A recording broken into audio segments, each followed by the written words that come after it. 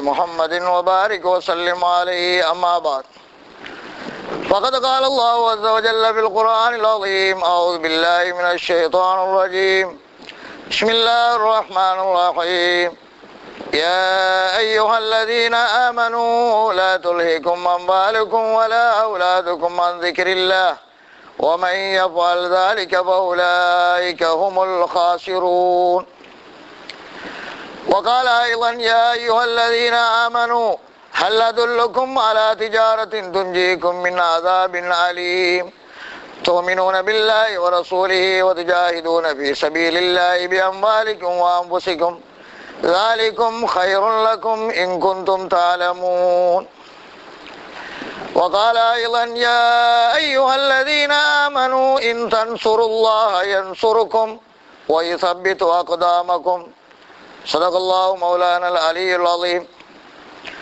وقال النبي صلى الله عليه وسلم من صام رمضان إيمانا واحتسابا غفر له ما تقدم من ذنبه وقال أيضا الكيس من دان نفسه وعمل لما بعد الموت والعاجز من أتبع نفسه هوى وتمنى على الله الأماني وقال أيضا من رغب عن سنتي فليس مني صدق رسول الله صلى الله عليه وسلم.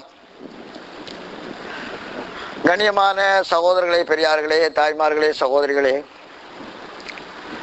அல்லாஹ்வுடைய மாபெரிய கிருபை, அல்லாஹ் சுப்ஹானஹு வ தஆலா எங்களுக்கு உயர்தரமான கலிமா லா இலாஹ இல்லல்லாஹ் முஹம்மதுர் ரசூலுல்லாஹ் என்ற கலிமாவை வாயினால் மொழிந்து அதை கல்பால நம்பி எங்களோட உறுப்புகளால செயல்படுற பெரிய ஒரு பாக்கியத்தை அல்லாஹ் தந்திருக்கிறான்.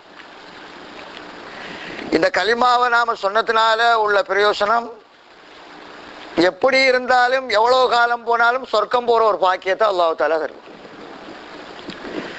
கியாம நாளையில கடைசியாக கலிமா சொல்லி பாவங்கள் செய்தவர்களை நரகத்திலேயும் போட்டு திரும்ப அவர்களை எடுப்பான். அதில் இருக்கு. அந்த நேரத்தில் காவிர்கள் எல்லாம் கவலைப்படுவார்களாம், இந்த கலிமாவை மட்டுமாவது நாம சொல்லி இருக்கலாமே. அத குர்ஆன் ஷரீஃபில் அல்லாஹ் சொல்லி காட்டுறான். ருபமா யவத்துல்லதீன கஃபரு லவ் கானூ முஸ்லிமீன் 14வது ஜுஸுல வர முதலாவது வசனம்.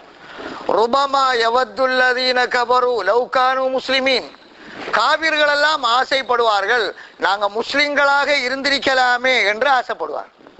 நரகத்தில இருந்து கடைசியாக அல்லாஹ் தஆலா அப்புறப்படுத்திக்கிட்டே இருப்பான். அந்த நேரத்தில் இந்த கலிமா சொல்லாத காவிர்கள் மிச்சம் கவலைப்படுவார்களாம், சும்மா முஸ்லிமாவாது இருந்திருக்கலாமே. அல்லாஹ் சுப்ஹானஹு வ தஆலா எங்களுக்கு கலிமாவை சொல்லி அதன்படி நடக்கிற பாக்கியத்தை தந்தானே, அது பெரிய ஒரு பாக்கியம். எங்களை படைச்ச அல்லாஹ் தந்த பாக்கியங்களே ஒன்றுதான் இந்த ரமலானுடைய காலம்.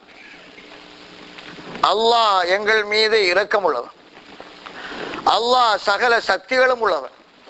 எங்களை படைத்தவன் அல்லாஹ், எங்களை பாதுகாக்கிறவன் அல்லாஹ், எங்களுக்கு ரிஸ்க் தாரவன் அல்லாஹ், எங்களோட தேவைகளை நிறைவேற்றுறவன் அல்லாஹ், எங்களுக்கு கண்ணியத்தை தாரவன் அல்லாஹ், கேவலத்தை உண்டாக்குறவன் அல்லாஹ், எங்களுக்கு நோய்களை உண்டாக்குறவன் அல்லாஹ், சுகத்தை தாரவனும் அல்லாஹ், எங்களுக்கு பிள்ளைகளை தாரவனும் அல்லாஹ், பிள்ளைகளை இல்லாமலாக்குறவனும் அல்லாஹ், எங்களை உயிரோடு வச்சிருக்கிறவனும் அல்லாஹ் தான்.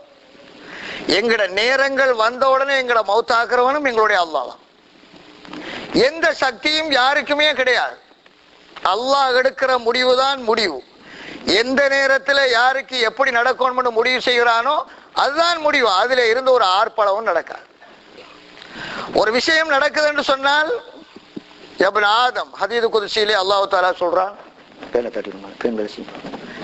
ஹதீது குத்ஸிலே அல்லாஹ் தஆலா சொல்றான், ஆதமுடைய மகனே, உனக்கு நடந்த ஒரு விஷயத்தை பத்தி நீ கவலைப்படாத.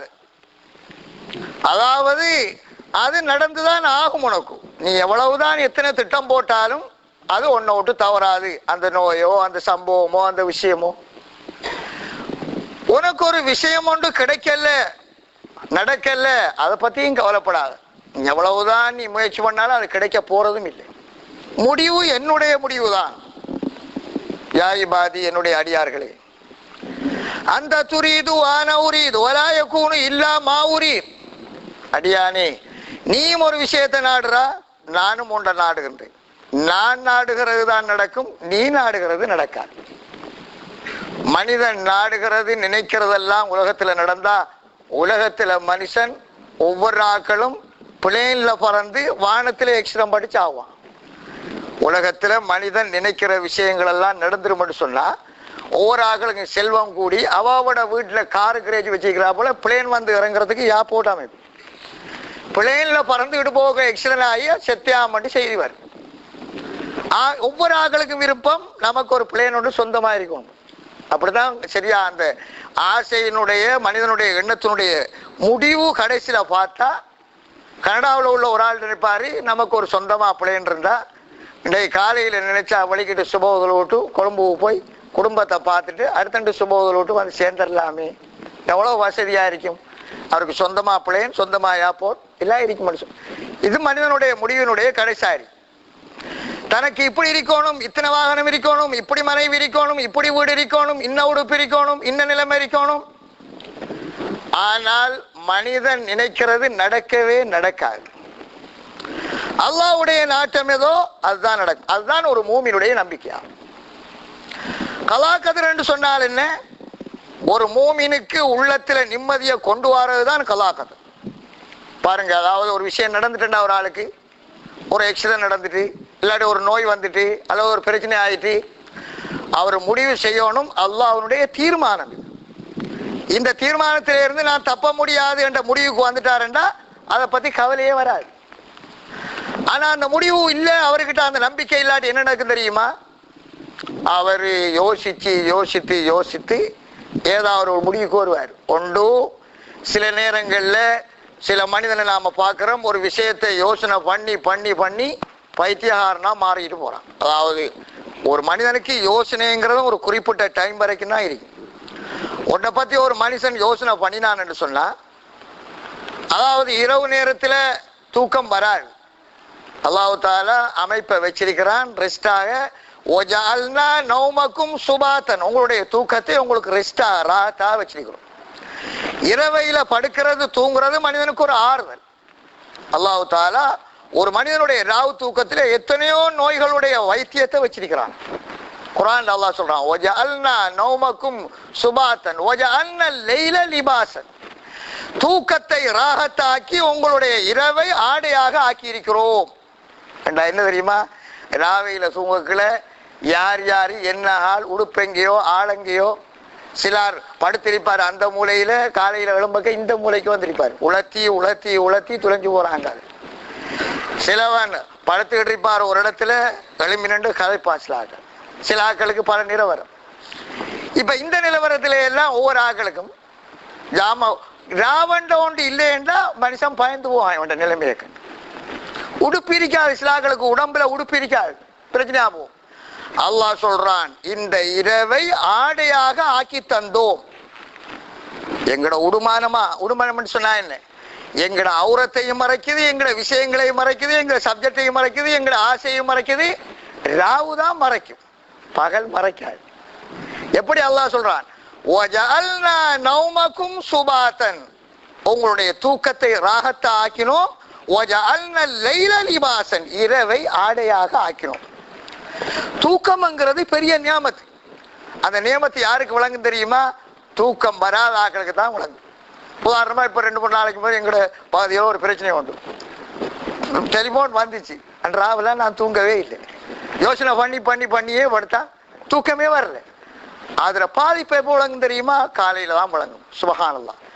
ஒரு மனிதன் பகலைக்கு 10 மணித்தியாலம் படுத்தாலும் சரிதான், இரவையில 2 மணித்தியாலம் தூங்கினாலும் ராவனுடைய தூக்கத்துல தான் அல்லாஹ் ரெஸ்டே வச்சிருக்கான். பகல் படுக்கையில எல்லாம் வேலை கிடையாது. அது கையிலா கொஞ்சம் தூங்கத்தான். இரவு நேரம் கொஞ்சமாவது தூங்கணும் மனிதன். அது யாருக்கு வரும்? அல்லாஹ் நசீபாக்குறாங்க. சிலவன் படுத்த உடனே பெரும் ஜெனரேட்டர் சத்தமாகிடும். அதாவது அப்படி என்ன குரட்டை படுக்கையில நிலவரங்கள் ரொம்ப சத்தம். என்னடா அவ்வளவு ஒரு ஆள் குரட்டை விடுறாருன்ற அர்த்தம் அவனோட மனதுல வஞ்சகம் இல்லையா ஒன்று. ரெண்டாவது அவனுக்கு அல்லாஹ் கொடுத்திருக்கிற நியமத்து